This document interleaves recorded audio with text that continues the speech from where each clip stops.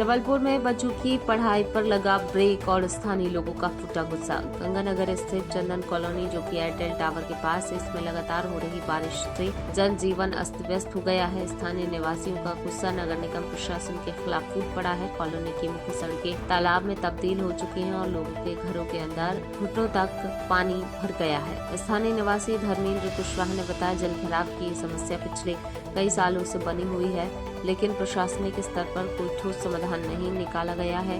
जल भराव के कारण हालात इतने बदतर हो चुके हैं कि घर में कैद हुए छोटे छोटे बच्चे स्कूल तक नहीं जा पा रहे हैं। रहवासियों का आरोप है कि नाला बंद होने की समस्या को लेकर कई बार नगर निगम हेल्पलाइन और स्थानीय स्तर पर शिकायतें की जा चुकी हैं। इसके बावजूद नाला बंद करवाने या पानी निकासी में कोई सुध लेने वाला भी नहीं है। स्थिति ये है, क्षेत्र के पार्षद जीतू कटारे की चुनाव जीतने के बाद से आज तक क्षेत्र की जनता की सुध लेने नहीं आए हैं, जिससे कि जनता में भारी आक्रोश व्याप्त। ये जो बारिश में भराव हो गया है, न कभी पार्षद आते, न विधायक, न किसी कोई आया है।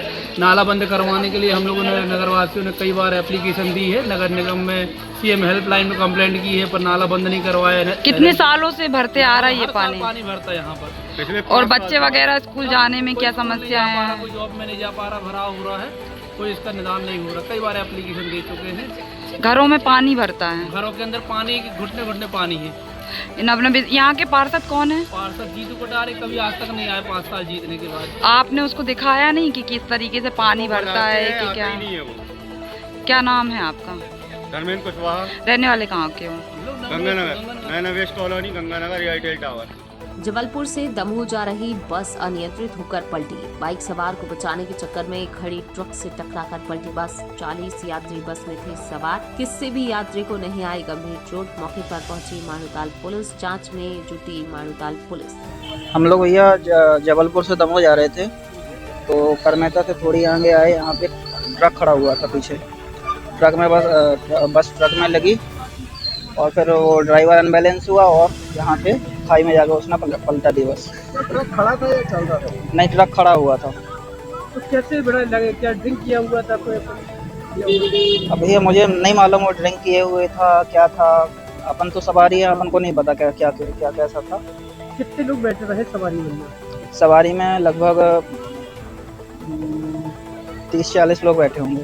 कितनी चोट तो नहीं आई आप लोगों को? नहीं, अंदरूनी चोट आई है, लेकिन ज़्यादा किसी को ऐसे गंभीर चोट नहीं लगी है। अरविंद सिंह ठाकुर। कितने लोग थे आप? हम लोग 2 लोग थे, मैं और मेरी सिस्टर, दोनों लोग। और ये बेंगलोर से आई है, तो उसको मैं सुबह एयरपोर्ट लेने गया। एयरपोर्ट से फिर मैं मतलब 7:15 की बस थी, तो फिर हम लोग दमोह जा रहे थे, तो यहाँ पे रास्ते में जाके दुर्घटना हो गई। हाँ, हम लोग दमोह के रहने वाले। ठीक। कुछ नहीं, बस पलट गई है। कहाँ जा रहे थे आप लोग? जबलपुर, दमोह से जा रहे थे। दमोह जा रहे थे कि जबलपुर? हम लोग जबलपुर से दमोह जा रहे थे। किसी को कोई चोट वोट तो नहीं नहीं, कोई नहीं लगी, सब निकल आया।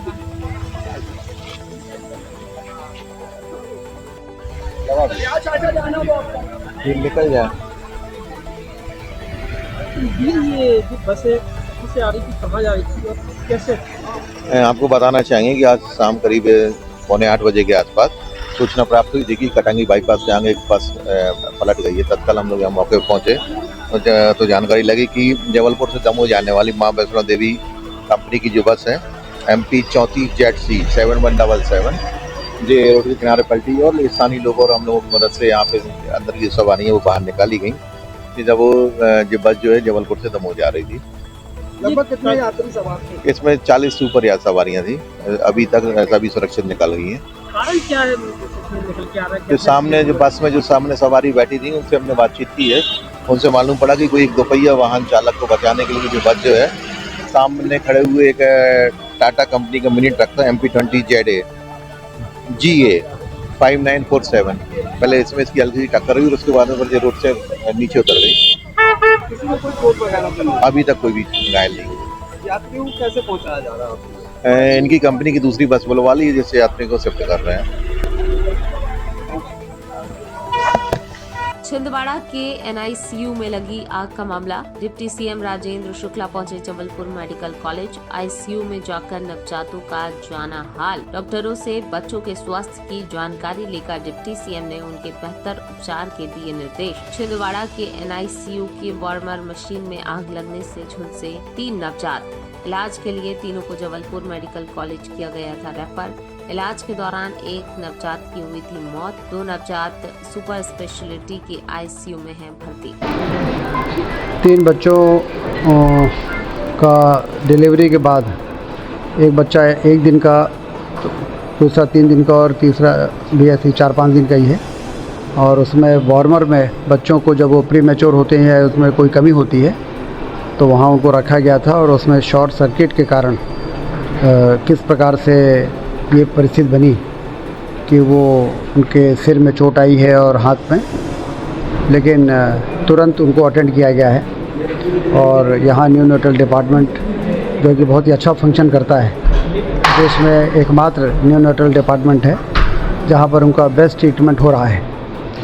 एक बच्चे को तो नहीं बचाया जा सका, लेकिन 2 जो हैं उसमें से एक क्रिटिकल है, लेकिन संभावना है उस बच्चे को बचाया जा सकता है। और तीसरा में कोई ऐसी परिस्थिति नहीं है, वो ज़्यादा बेटर है। तो कुल मिला के जो बेस्ट ट्रीटमेंट हो सकता है वो यहाँ पर हो रहा है। परिजनों से भी आपकी बात? परिजनों से बात हुई है और मैंने उनको सांत्वना दी है और उनको भरोसा दिलाया है कि पूरी कोशिश हो रही है कि बच्चों को बचाया जा सके।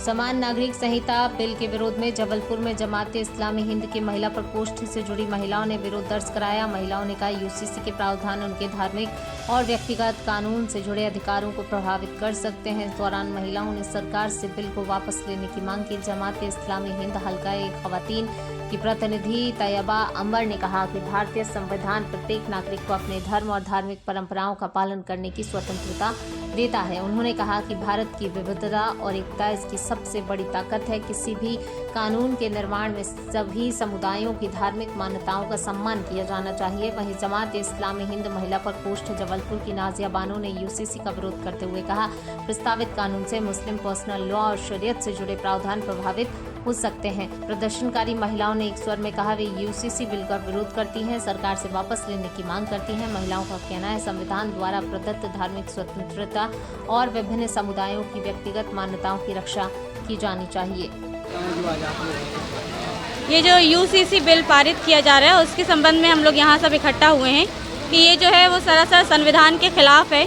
हम सब एकता के साथ इस आवाज़ को बुलंद करना चाहते हैं कि हमारी जो शरीयत है उसके साथ खिलवाड़ ना किया जाए। और संविधान ने चूँकि हमें ये आज़ादी दी है कि हम अपने धर्म का पालन करते हुए इस देश में शांति के साथ रह सकते हैं, तो शांतिपूर्वक माहौल बनाया जाए। हमारे लिए भी ऐसी कोई दिक्कतें ना खड़ी की जाएं कि हमारा ज़िंदगी गुजारना मुश्किल हो जाए या शांति जो है वो भंग हो। तो इस तरह का कोई भी कानून पारित करने से पहले और भी बहुत सारे धर्म, क्योंकि हमारा जो भारत है वो दरअसल इसकी विशेषता ही यही है कि यहाँ पर सारे धर्म के लोग एक साथ एकजुटता के साथ रहते हैं और सब अपने अपने धर्म का पालन करते हैं। तो हमें भी अपने धर्म का पालन करने की पूरी आज़ादी दी जाना चाहिए। ये जो बिल पास हो रहा है उसमें चूँकि इसके खिलाफ जो है शरीयत के खिलाफ भी है और अगर देखा जाए तो ये संविधान के खिलाफ भी है। किस तरह का बिल आ रहा है जिसमें आप लोगों को मतलब UCC जो यूनिफॉर्म सिविल कोड, यकसा सिविल कोड जो लागू किया जा रहा है उसमें बहुत सारे ऐसे कानून पारित किए जा रहे हैं जो कि हमारे धर्म के खिलाफ है। तैयबा अंबर, जमात इस्लामी हिंद हल्का खवातीन। जी देखिए कि जो नए कानून पास हुए हैं UCC के तहत, तो हम उसके सख्त मुखालफत करते हैं। हमारा जो है ये भारत का संविधान हमको जो है आज़ादी देता है कि हर नागरिक अपने धर्म का प्रचार और प्रसार कर सकता है। UCC जो नया कानून लाया गया है इसमें हमारे धर्म का, मुस्लिम पर्सनल लॉ का उल्लंघन हो रहा है और हमें अपमानित भी किया जा रहा है। तो हम चाहते हैं कि UCC का कानून वापस लिया जाए। और ये हमारे इस्लाम धर्म में पहले से ये सारे कानून मौजूद है, तो हम जो है ये कानून छोड़ नहीं सकते हैं। मेरा नाम नाजिया बानो, महिला प्रकोष्ठ, जमात इस्लामी हिंद जबलपुर। अपनी सरकार पर फिर भड़के वरिष्ठ विधायक अजय विश्नोई। एक्स पर ट्वीट कर राज्य सरकार को लिखे पत्रों का किया जिक्र। सड़कों के निर्माण और ब्रिज टूटने के बाद शाहपुरा पाटन में बने हालातों को भी किया उजागर। मध्य प्रदेश हाईकोर्ट ने हाल ही में प्रदेश की खराब सड़कों को लेकर राज्य सरकार और पीडब्ल्यूडी विभाग को फटकार लगाई। भाजपा सरकारों के भ्रष्टाचार मुक्त सिस्टम के दावों पर भी किया हमला। लिखा ठेकेदार और सरकारी विभागों के बीच होने वाले लेन देन के कारण भी गुणवत्ता हो रही प्रभावित। मीडिया से चर्चा के दौरान सड़कों की दुर्दशा को लेकर बयान। कहा, जनता सबसे पहले अपने विधायक को पकड़ती है और समस्याओं के लिए जिम्मेदार ठहराती है। एक्स पर बिश्नोई ने ये किया है ट्वीट। सड़क चाहे पीडब्ल्यूडी की हो, प्रधानमंत्री सड़क विभाग की, सबकी हालत ऐसी ही है। नागरिक परेशान होते हैं, सरकार को गालियां देते हैं, स्थानीय विधायक की कॉलर पकड़ते हैं। मैंने भी अनेकों बार सड़कों की दुर्दशा की और सरकार का ध्यान दिलाने के लिए पत्र लिखा है। ये सच है, विभागीय भ्रष्टाचार दिनों दिन बढ़ता जा रहा है। ठेकेदार काम लेने की होड़ में कम दाम पर काम ले लेते हैं। ठेकेदार की कमाई और विभाग की रिश्वत के बाद बची रकम से बनी सड़कें दुर्दशा को प्राप्त हो जाती हैं। माननीय उच्च न्यायालय का धन्यवाद करते हुए विभाग के जवाबदार लोगों को इस व्यवस्था में सुधार के लिए आवश्यक कदम शीघ्र ही उठाने चाहिए। हमारे ट्वीट जितने होते हैं सेल्फ एक्सप्लेनेटरी होते हैं और फिर उसमें तो सपोर्ट में आपके मीडिया के एक प्रिंटेड न्यूज़पेपर है, हाई कोर्ट के निर्देश हैं, हाई कोर्ट ने जांच कमेटी बनाई हुई है। अब वो सच्चाई हम चाहे किसी भी कोने में चले जाए मध्य प्रदेश दिखती है। सड़कें मूलतः दो विभाग की, पीडब्ल्यूडी की और प्रधानमंत्री की, दोनों की हालत बहुत खराब है। तो अब वो चीज़ को मैंने माननीय मुख्यमंत्री जी की जानकारी में भी लाया, पत्र लिख के भी दिया और सब जगह तकलीफ एक ही है कि सबने बहुत कम रेट पर काम ले लिया और काम पूरा करने को निकले तो रिश्वत कम होती नहीं और उनको भी मुनाफा पूरा कमाना है। तो अल्टीमेटली असर क्वालिटी पे आता है और क्वालिटी पे असर आता है तो ये सड़कें खुद जाती हैं, तकलीफ देती हैं, कई जगह विलम्ब होता है। हमारे यहाँ मंझोली ब्लॉक में एक सड़क है पौड़ा से बचैया, पिछले 3 साल से ज़्यादा हो गए उसको बन रही है, तो बन ही रही है। 3 बार उसके पेटी कॉन्ट्रैक्टर बदल गए पर काम उसका पूरा नहीं हो पा रहा है। अभी साल भर पहले मंत्री जी ने जो भूमि पूजन किया था वो सड़कें आज तक नहीं पूरी कर पाई। मझौली नगर में एक 5.5 करोड़ का सड़क का छोटा सा काम पीडब्ल्यूडी विभाग को करना है, 6 बार टेंडर हो गया और किसी न किसी तकनीकी कारण से वो निरस्त हो जाता है। समझ में नहीं आता क्या। प्रधानमंत्री सड़क योजना के तहत मैंने माननीय मंत्री जी को ध्यान दिलाया, मुख्यमंत्री जी को ध्यान दिलाया कि साहब इसमें हो यह रहा है कि जो ठेकेदार हैं वो एक से एक रद्दी ठेकेदार एक से एक कंपटीशन में कम से कम रेट में काम लेते हैं। उसके बाद उनको 5 साल का मेंटेनेंस करना है, 5 साल मेंटेनेंस नहीं करते हैं।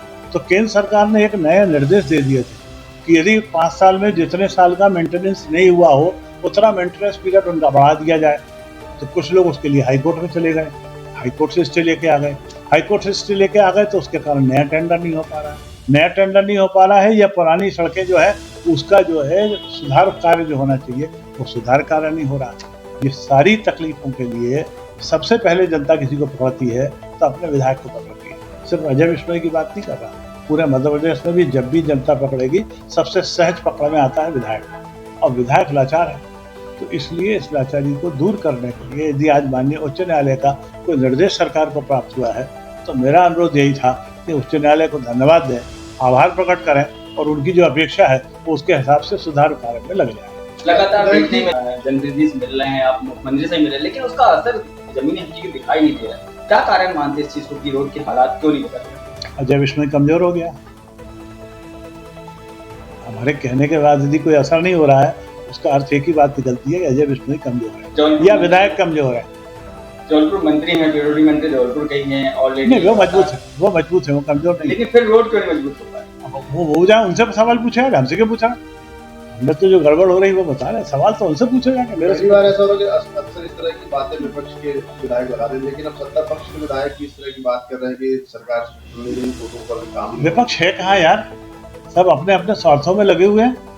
विपक्ष को फुर्सत है क्या? ना उनको अपने पार्टी की चिंता है ना प्रदेश की चिंता है, इसलिए विपक्ष कोई काम नहीं कर सकता, ना कर रहा है। ओवरऑल देखा जाए अगर कहीं न कहीं अगर जो भी समस्याएं आ रही है उसका कारण अगर देखा जाए तो विभागों के जो कर्मचारी हैं, अधिकारी हैं, उनकी लचर प्रणाली है, उनकी सोच है और घूम फिर कर बात आती है भ्रष्टाचार की।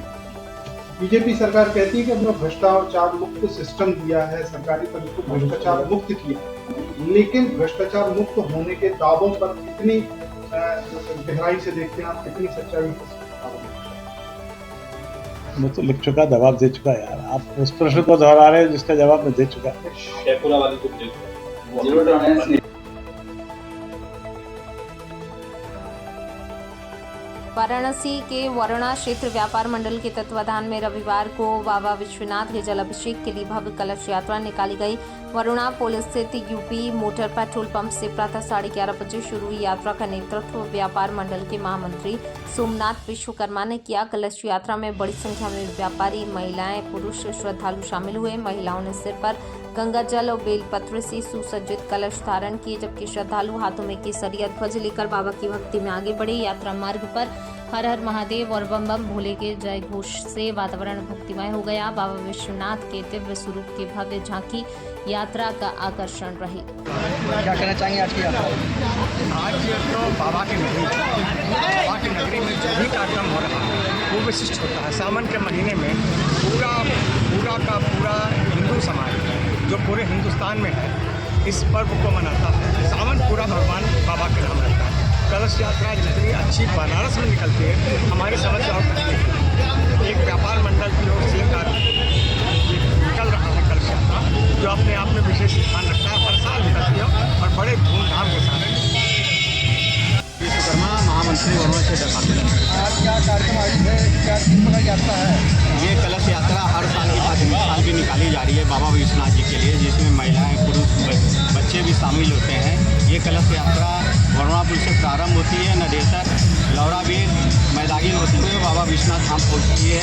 वहाँ पे विश्वनाथ धाम पहुँचने पर सभी व्यापारी और महिलाएं वहाँ पे बाबा जी का अभिषेक करते हैं। कितने की संख्या में भक्त शामिल हो रहे हैं? लगभग 300 से 400 लोग रहते हैं इसमें शामिल, और ये हर साल की भांति इस साल भी निकल रहे हैं। यात्रा के समापन काशी मंदिर होगा, उसके बाद लोग फिर अपने अपने आवास पे 100 लोग अपने आ जाते हैं। फिर और क्या कार्यक्रम आज होता है? इसके बाद कोई कार्यक्रम नहीं। शाम को एक हम लोग आपस में भंडारा करते हैं, जो जिसमें व्यापार मंडल व्यापारी शामिल होते हैं। कितने वर्षों से ये यात्रा? ये लगभग 15-20 साल हो गया आज लगभग। भदौनी निवासी मनीष साहनी ने पुलिस आयुक्त को प्रार्थना पत्र देकर आरोप लगाया। कुछ लोगों ने उन्हें जान से मारने की नियत से लाठी डंडों से हमला कर गंभीर रूप से घायल कर दिया। पीड़ित का आरोप है, घटना के बाद शिकायत करने के बावजूद पुलिस ने आरोपियों के खिलाफ केवल सामान्य धाराओं में मुकदमा दर्ज किया और अब तक उनकी मेडिकल जांच भी नहीं कराई गई। प्रार्थना पत्र के अनुसार मनीष 16 अप्रैल 2026 की रात करीब 10:30 बजे सवारी की तलाश में बाबा कीनाराम जन्मस्थल हरपुड़ी कॉलोनी के सामने खड़ा था। इसी दौरान कथित रूप से पहले से घात लगाकर बैठे आरोपियों ने 10 से 12 अन्य लोगों के साथ पहुंचकर उसके साथ गाली गलौज शुरू कर दी। आरोपी सवारी बैठाने को लेकर विवाद होने पर आरोपियों ने एकजुट होकर लाठी डंडों से उस पर हमला कर दिया। जी अपना परिचय बता दीजिए। मैं मनीष साहनी बदनी में रहता हूँ। क्या मामला है जो आपने आज कमिश्नर साहब को ज्ञापन दिया है? मैडम मेरे साथ 16 तारीख को घटना रात को 10:30 बजे हम अपने घर जा रहे थे, तो हमारे पास ऑटो है। ऑटो इस टाइम वहाँ खड़े हुए बाबा कीनाराम पे अपना ऑटो लगा के खड़े हुए सवारी के लिए। तो सवारी के लिए मैडम वहाँ खड़े हुए, तो वहाँ से एक लोग आए ऑटो लेके। वो बोलने लगे हैं आप क्या करने लगे हैं? तो कह रहे हैं यहाँ पे अगर आप रहेंगे तो आपको यहाँ पैसा देना होगा। हम बोला पैसे लेंगे तो आपको यहाँ पर पर्ची देनी पड़ेगी। पर्ची नहीं दिए तो लगे मारपीट करने। कौन लोग थे वो? हम किसी को जानते नहीं, सब गोरीगंज के। सुनने में आ रहा है कि चौधरी चिकन वाले सब पूरा खानदानी वही है।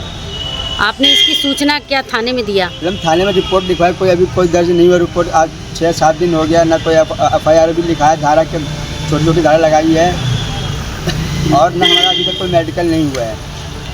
प्रशासन से क्या मांग करते हैं? प्रशासन मतलब हमको इंसाफ चाहिए और कुछ नहीं चाहिए। मतलब मेरे छोटे बच्चे हैं, मेरा ऑटो भी किराया के, सब कुछ यहाँ किराया का। मतलब ये मैं बहुत परेशान हूँ यहाँ पे। जी परिचय बता दीजिए। जी मेरा नाम ज्ञान प्रकाश सेठ है, मैं इनका अधिवक्ता हूँ। क्या मामला है वकील साहब? मामला ये है कि 16/8/2026 ईस्वी को रात्रि को 10:30 बजे बाबा कीनाराम मंदिर के ठीक सामने ये सवारी का इंतज़ार कर रहे थे। उसी दरमियान जो है एक अज्ञात व्यक्ति जिसका नाम नफीस था वो आया। वो इनसे कह रहा है कि तुम यहाँ क्यों खड़े हो?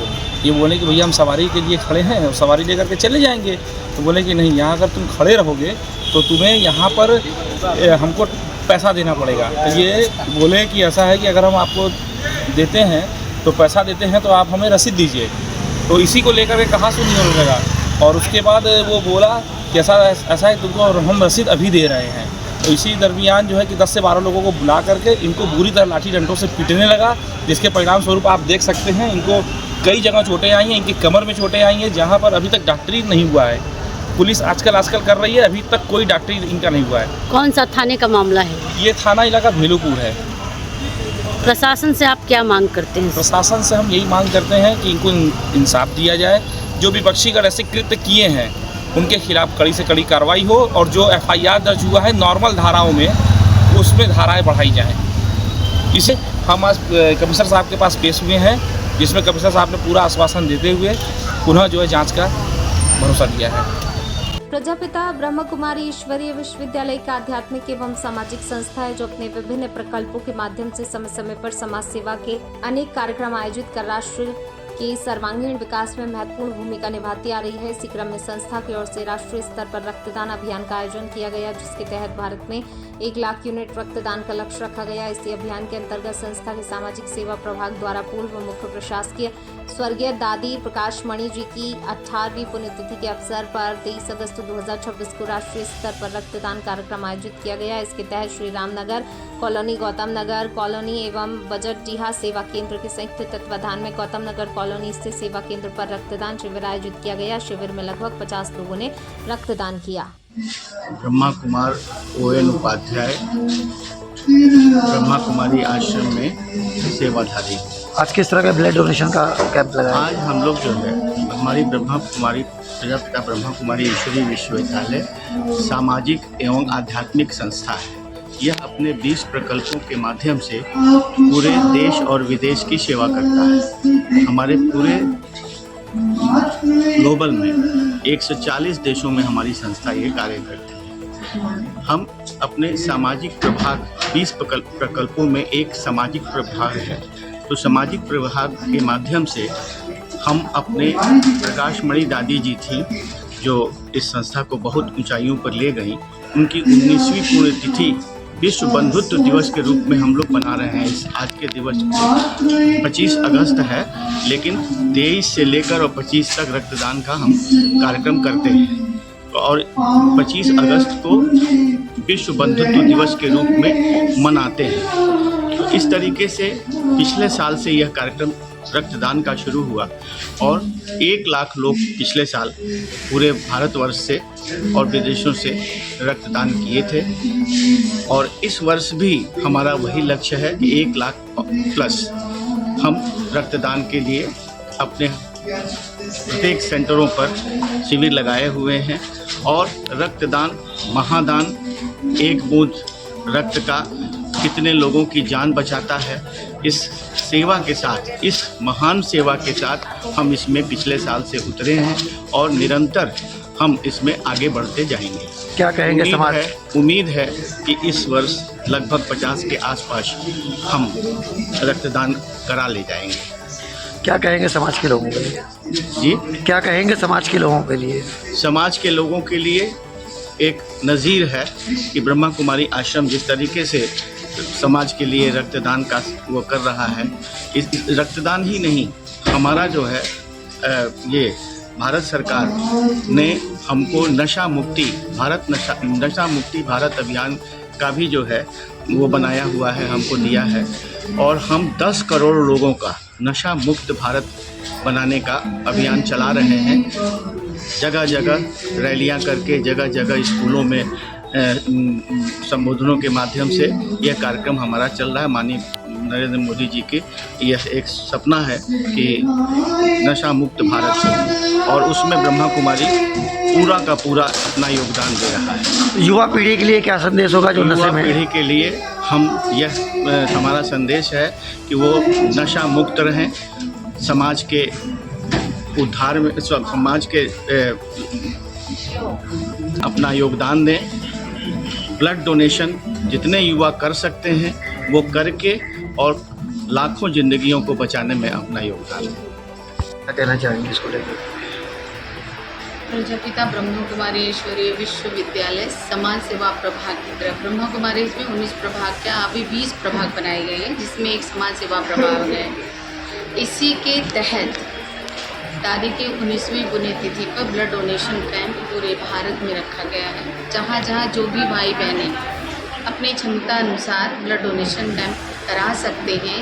वो बाहर के भी लोगों का सहयोग लेके ब्रह्मा कुमारीज के तरफ से सारे लोग ब्लड डोनेशन कैंप करा रहे हैं। 21 से 25 अगस्त के बीच में जो भी दिन जिसको भी सुविधा लग रही है उस दिन करा रहे हैं।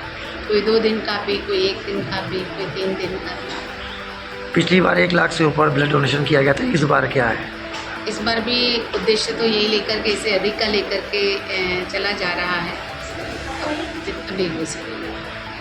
युवाओं के लिए क्या कहना चाहेंगी जो नशे के इसमें गिरफ्त में इस समय है? मैं ब्रह्मा कुमारीज की तरफ से इस समय व्यसन मुक्ति पर ही प्रोग्राम चल रहे हैं। इसमें काफ़ी हद तक हम लोग प्रयासरत हैं, हम लोग प्रयास कर रहे हैं।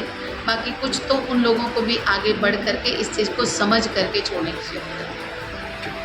देश के यशस्वी प्रधानमंत्री श्री नरेंद्र मोदी जी की प्रेरणा से एवं हिंदू हृदय सम्राट कर्मयोगी योगी आदित्यनाथ जी के प्रयास से ग्रामीण महिलाओं के जीवन में क्रांतिकारी परिवर्तन आया है। महिलाएं अपने परिवार के जीवन यापन में महत्वपूर्ण भूमिका निभा रही हैं। रक्षाबंधन के विशेष पर्व से पहले त्रिपुरा विधानसभा की बहनों के सम्मान में रक्षाबंधन का विशेष कार्यक्रम आशा एजुकेशनल ग्रुप पावतपुर वाराणसी के प्रांगण में 25 अगस्त 2026 को प्रातः 10 बजे आयोजित किया जा रहा है। प्रस्तावित कार्यक्रम में विधानसभा क्षेत्र के विभिन्न महिला समूहों से जुड़ी महिलाओं द्वारा सामाजिक क्षेत्रों में महिलाओं को जागरूक करना, समाज के उत्थान में अपनी महत्वपूर्ण भूमिका निभाने हेतु उन्हें विशेष सम्मान प्रदान किए जाने की तैयारी की जा रही है। विधायक जी, क्या प्रोग्राम होने जा रहा है, किस चीज के स्पॉन्सर से? मेरा आज का प्रेस कॉन्फ्रेंस, मैं धन्यवाद देना चाहता हूं देश के यशस्वी प्रधानमंत्री जी को और उत्तर प्रदेश के यशस्वी मुख्यमंत्री जी को कि उन्होंने महिलाओं के प्रति जो एक उनके मन में एक भाव आया है कि हमें महिलाओं को आत्मनिर्भर बनाने की दिशा में कुछ करना है। उस क्षेत्र में देश के यशस्वी प्रधानमंत्री जी हमारे समूह की महिलाओं को काफी मुझे लगता है काफी हद तक उन्हें आत्मनिर्भर बनाने की दिशा में बहुत सारे रोजगार परक चीजों को उनके हाथ में उपलब्ध करा दिया है। और निश्चित रूप में उन महिलाओं के द्वारा पूरे गांव में एक निश्चित रूप में उनके काम करने का जो तरीका है, एक समूह बना करके जो वह काम कर रही है, उससे गांव ही नहीं लाभान्वित हो रहा है, पूरा हमारा मंडल और पूरा हमारा क्षेत्र उससे लाभान्वित हो रहा है। तो मैं देश के यशस्वी प्रधानमंत्री जी को भी धन्यवाद देना चाहता हूं। मैं उत्तर प्रदेश के माननीय मुख्यमंत्री जी जो लगातार कहीं न कहीं, अभी देखिए हमारे रसोइयां जो गांव में बच्चों का खाना बनाती हैं, अगर वो अपने घर में अपने बच्चों को खाना बनाने के लिए चिंतित रहती हैं, तो उससे अधिक वह चिंतित होती हैं कि विद्यालय में जितने भी बच्चे आए हैं उन्हें हम अच्छा सुंदर खाना कैसे बना के दे सके। हम उन्हें भी सम्मानित करने के लिए आमंत्रित किए हैं। हम सम्मानित करने के लिए आमंत्रित किए हैं हमारे जो बहनें जो गांव में सफाई कर्मी हैं, हमारी वो बहनें जो गांव में शौचालय है उसको सफाई करती हैं, उन बहनों को भी हमने आमंत्रण दिया है, उन्हें भी सम्मानित करने की योजना हमारी है, उसमें उन्हें भी मैं निमंत्रण दिया हूँ। कार्यक्रम का नाम क्या है और किन किन लोगों को सम्मानित किया जाएगा? मैं सम्मानित करने का मैं समझता हूँ कि आपके उसमें लिखा हुआ है, यह सम्मानित करने में मुझे लगता है कि स्वयं सहायता समूह, फिर उसके बाद सफाई कर्मी, आंगनबाड़ी सहायिका, पंचायत सहायक, आशा, संगिनी, एएनएम, शिक्षा मित्र, रसोइया, शौचालय, केयर टेकर, यह सारी चीजें जिनको मैं सम्मानित कर रहा हूँ, जो समाज में जो सेवा कर रही हैं, लोगों की सेवा कर रही हैं, उनकी सेवा के कारण आज हमारा गांव भी स्वस्थ और मजबूत हो रहा है। महिलाएं आत्मनिर्भर बन रही हैं, चाहे वह किसी भी क्षेत्र में हम देख लें। तो मेरे मन में एक भाव आया कि रक्षाबंधन है 28 तारीख को, उसके पूर्व इन बहनों को एक बहन के रूप में उन्हें मैं बुलाऊं और रक्षाबंधन का उपहार स्वरूप मैं उन्हें सम्मानित करूं। और उन्हें इसीलिए उनको बुलाया हूं कि उनका एक सम्मान, एक क्षेत्र के विधायक होने के नाते, एक क्षेत्र का एक जनसेवक होने के नाते मेरा धर्म जो बनता था कि ऐसे सेवक लोगों का मैं भी एक सेवक हूं, जो समाज की सेवा और लोग कर रहे हैं, विभिन्न जगहों पर रह करके उनको बुला करके मैं सम्मानित करना चाहता हूं। और इसीलिए 25 तारीख को समय 12 बजे यहाँ कार्यक्रम शुरू हो जाएगा। 9 बजे से हमारी ये बहनें आना शुरू हो जाएंगी। 11 बजे तक उनके आने का क्रम है कि आप लोग 11 बजे तक आ जाएं, क्योंकि उत्तर प्रदेश के मुख्यमंत्री जी का यदि प्रोग्राम बना तो 1 घंटा पहले सबको आवागमन को रोक देंगे। इस कारण हम लोग 11 बजे तक उन लोगों को बुलाए हैं और मैं आप सब लोगों को धन्यवाद देना चाहता हूं कि हमारे इस जहां पे मैं आयोजन कर रहा हूं, इस आयोजन स्थल पे आप आए हैं। जिन चीजों को मैं अपने क्षेत्र में लोगों से डायरेक्ट में मिल ना पाऊं, तो आपका एक माध्यम है जिसके माध्यम से आप हमारे जितने भी हमारे पिंडा विधानसभा क्षेत्र के लोग हैं, हमारे वाराणसी जनपद क्षेत्र के लोग हैं, इन सब तक अपने चैनल के माध्यम से आप पहुंचाएं। यही मेरा निवेदन और यही अपील आप लोगों से भी है। ईद मिलाद उन नबी का पर्व हर वर्ष धूमधाम के साथ मनाया जाता है। गंगा जमनी तहजीब के लिए मशहूर भोपाल में ऑल इंडिया मुस्लिम त्योहार कमेटी द्वारा हर साल ईद मिलाद उन नबी के अवसर पर भव्य पारंपरिक जुलूस निकाला जाता है। कमेटी के राष्ट्रीय अध्यक्ष शेख इस्माइल खान और संरक्षक शमशुल हसन ने बताया 26 अगस्त को ये पारंपरिक जुलूस निकाला जाएगा। जुलूस शहर के इतवारा से शुरू होकर बैंड मास्टर चौराहा, बुधवारा चौराहा, मोती मस्जिद, इब्राहिमपुरा और पीर गेट होते हुए इमामी गेट पहुंचेगा, जहां समापन होगा। जुलूस की खास बात यह है, इसमें हिंदू, मुस्लिम, सिख और ईसाई समाज सहित विभिन्न धर्मों के धर्मगुरु शामिल होंगे। वहीं राजधानी भोपाल के विभिन्न अखाड़ों के लोग भी पारंपरिक में शिरकत करेंगे और अपने हैरत अंगेज करतबों का प्रदर्शन करेंगे। जुलूस के मार्ग में कई स्थानों पर फूलों की बारिश कर भव्य स्वागत किया जाएगा। ऑल इंडिया मुस्लिम त्योहार कमेटी द्वारा जिला प्रशासन और पुलिस प्रशासन के सहयोग से इस विशाल जुलूस की तैयारियां की जा रही हैं। खबर मध्य प्रदेश के हरदा से है, जहां शहर में यातायात व्यवस्था दुरुस्त करने और सड़क सुरक्षा नियमों का पालन सुनिश्चित कराने के लिए शनिवार शाम प्रशासन ने कड़ा रुख अपनाया। दरअसल हरदा के मानसरोवर होटल के सामने अचानक शुरू हुई मजिस्ट्रेट चेकिंग से वाहन चालकों में अफरा तफरी मच गई। चेकिंग पॉइंट देखकर कई वाहन चालक रास्ता बदलकर भागते नजर आए, जिन्हें पुलिस बल की मदद से रोककर जांच की गई। मजिस्ट्रेट चेकिंग के दौरान मौके पर रोके गए वाहनों के रजिस्ट्रेशन, प्रदूषण और इंश्योरेंस सहित आवश्यक दस्तावेजों की जाँच की गई। कागजात अधूरे पाए जाने पर चालानी कार्रवाई की गई। साथ ही 4 पहिया वाहनों के शीशों पर लगी ब्लैक फिल्म को मजिस्ट्रेट के निर्देश पर मौके पर ही उतरवाया गया। इधर मजिस्ट्रेट ने मीडिया से चर्चा करते हुए बताया, सड़क सुरक्षा के मद्देनजर शहर में अब महीने में 2 बार विशेष चेकिंग अभियान चलाया जाएगा। और हमारे माननीय जिला न्यायाधीश महोदय के जो मार्गदर्शन में आज मोबाइल कोर्ट का आयोजन किया जा रहा है। इसमें मेनली जो बिना नंबर प्लेट की गाड़ियाँ हैं और जो 4 व्हीलर्स हैं जिसमें ब्लैक फिल्म लगी हुई है, उनको समझाइश दी रही। उनसे जो भी हो सकता है जुर्माना जो है मोटर व्हीकल के अंतर्गत जो जुर्माना होता है वो भी उनसे जमा कराया जा रहा है। तो और लोगों से मेरी ये भी अपील है कि कृपया सभी अपनी गाड़ियों का इंश्योरेंस कराएं, बिना ड्राइविंग लाइसेंस की गाड़ी ना चलाएं और बच्चों से भी गाड़ी ना चलाएं। ये अभियान बरसों बाद हरदा की सड़कों पे दिखाई दिया, तो ये क्या सतत चलता रहेगा? निरंतर चलता रहेगा और कंटिन्यू हम करेंगे और प्रयास ये करेंगे कि लगभग महीने में 2 बार हो, ताकि यहाँ की जो पब्लिक है वो अवेयर हो और अपने गाड़ियों का प्रॉपर जो भी डॉक्यूमेंट्स होता है वो कैरी करें। धन्यवाद।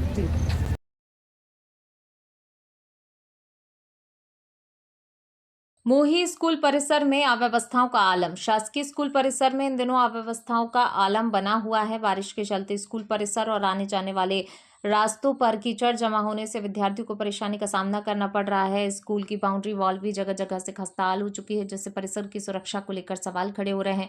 स्कूल के शौचालयों में भी साफ सफाई का अभाव दिखाई दे रहा है। परिसर में अतिक्रमण होने के कारण विद्यार्थियों के लिए उपलब्ध जगह भी प्रभावित हो रही है। कीचड़ और गंदगी के बीच छोटे बच्चों को स्कूल आने जाने में परेशानी उठानी पड़ रही है। बताया जा रहा है कि कक्षा 1 से 8वीं तक के विद्यार्थियों को स्कूल में बने किचन से स्वयं भोजन लाना पड़ता है। वहीं स्कूल की प्रधान पाठक के नियमित रूप से मौजूद नहीं रहने की बात सामने आ रही है, जिसके चलते स्कूल की व्यवस्थाओं और विद्यार्थियों की देखरेख को लेकर सवाल उठ रहे हैं। अभिभावकों और ग्रामीणों ने स्कूल परिसर की साफ सफाई, बाउंड्री वॉल की मरम्मत, अतिक्रमण हटाने, विद्यार्थियों के लिए बेहतर व्यवस्थाएं उपलब्ध कराने की मांग की। अब देखना होगा जिम्मेदार विभाग मामले में कब तक कार्रवाई करता है। उसमें जो बीच में अतिक्रमण हटाने के लिए लिखा भी है, तहसीलदार साहब सभी पूरी टीम। नहीं, अतिक्रमण कैंपस के अंदर अतिक्रमण कैसा भाई साहब? उनने अपना जो सामान है वो इधर रख दिया है। सचिव साहब एक बार द्वारा लिखित भी चिट्ठी दी गई कि हटाए, लेकिन वो हटा नहीं पा रहे। तो सचिव साहब एक बार बताइए कि अगर स्कूल कैंपस के अंदर या पंचायत या स्कूल के अंदर अगर ये चीजें अगर हो रही है,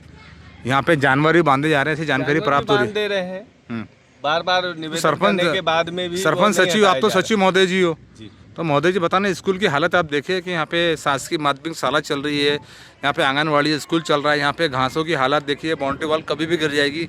पीछे की हालत देखा, यहाँ बैठ के शराब का भी आरोप लगाया गया, यहाँ मैडम द्वारा शराब का आरोप भी लगाया गया, बैठ कर शराब। कैंपस है यहाँ, एक तो ओपन कैंपस है। बताया गया कि यहाँ के गेट भी चोरी हो गए, गेट भी चोरी हो गए। क्या इसने आपने इसके लिए एफआईआर दर्ज करी? गेट के इलेक्शन के समय गेट टूट गया था वो, नहीं, बताया गया कि चोरी हुआ है, उसकी एफआईआर दर्ज हुई? चोरी नहीं हुआ।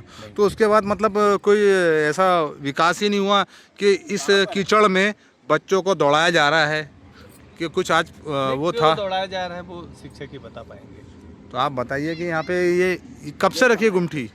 ये 2 माह हो गए, उनने जो रोड पे रखी हुई थी इधर शिफ्ट कर दी। उनको तो बार-बार बोल दिया गया। बोलने से मतलब नहीं, आपने क्या तहसीलदार एसडीएम साहब को या किसी को शिकायत नहीं करी, राजद को शिकायत नहीं करी कि गुमटी को डिस्ट्रॉय करके उठा के ले जाए? वो टैंकर रखा है सामने, आपको देखो टैंकर रखा हुआ है, वो टैंकर क्यों नहीं हटाया गया?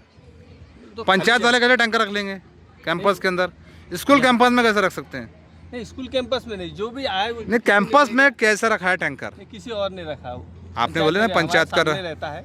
जी जी, 2 टैंकर है, दोनों सामने रहते हैं। अभी एक किसी और ने ले गया है। जी जी, जो इधराई जिनको काम होता है, शादी विवाह या कोई ऐसे। अभी मैंने देखा कि थोड़े से बच्चे लोग उठा के खाने की प्लेटें लेके जा रहे हैं, खाना लेके जा रहे हैं। जी, वो भी वीडियो आई है सामने हमारे।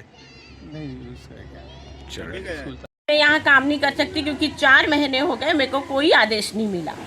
सर मैंने बंद कर दिया। उसके बाद मेरे जो रुके पैसे थे 18,000 के करीब, तो वहाँ से जो किरण मैडम है, हेड है शायद वो मध्याह्न भोजन की, उनसे मैंने कंप्लेंट की थी। फिर सर कुछ नहीं हुआ। फिर जन सुनवाई में आवेदन दिया तो कलेक्टर जन सुनवाई की कोई कॉपी है यहाँ कलेक्टर साहब? मेरे पास है कॉपियाँ। तो वो सर मुझे वहाँ से 18,600 कुछ का उनने अनुदान फिर दिलवाया, तो मेरे वो समूह के खाते में आया। मगर सर फिर मैंने दोबारा काम नहीं किया क्योंकि स्कूल में मेरी फाइल कहाँ है, कुछ और कोई कागज कहाँ है, ये कुछ भी रिकॉर्ड नहीं है। और वो एक कंप्लीट फाइल मेरे पास रखी है। बाकी स्कूल में जो भी मैंने जमा की उसका अभी तक कुछ पता नहीं।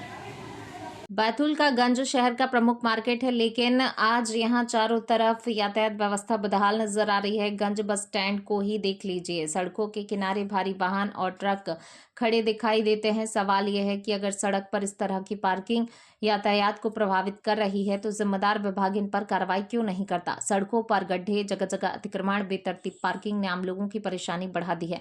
HDFC बैंक से लेकर तांगा स्टैंड तक सड़क का निर्माण तो कर दिया, लेकिन वन वे व्यवस्था वाले मार्ग पर ही मोटरसाइकिलें, कार खड़ी रहती है। ऐसे में वाहन निकलें तो निकलें कैसे? जब नो पार्किंग और यातायात नियमों की अनदेखी खुलेआम हो रही है तो सवाल उठता है, सवाल क्या यातायात विभाग को ये सब दिखाई नहीं देता? अवैध पार्किंग पर कार्रवाई क्यों नहीं? अतिक्रमण हटाने की जिम्मेदारी किसकी है? सड़क पर खड़े भारी वाहनों पर कार्रवाई क्यों नहीं होती? क्या किसी बड़े हादसे का इंतजार किया जा रहा है? गंज की जनता को भाषण नहीं, व्यवस्थित सड़क, सुगम यातायात और अतिक्रमण मुक्त मार्ग चाहिए। जिम्मेदार अधिकारी जवाब दें, गंज की इस बदहाल यातायात व्यवस्था का जिम्मेदार कौन है?